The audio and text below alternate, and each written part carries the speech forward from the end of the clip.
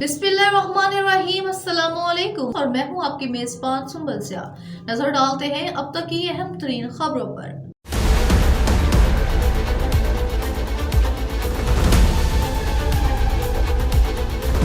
Israel की गजा पर जुल्म बर्बरियत, सेहूनी फौज के दोस्त मुमालिक भी मजलूमों के हक में बोल पड़े।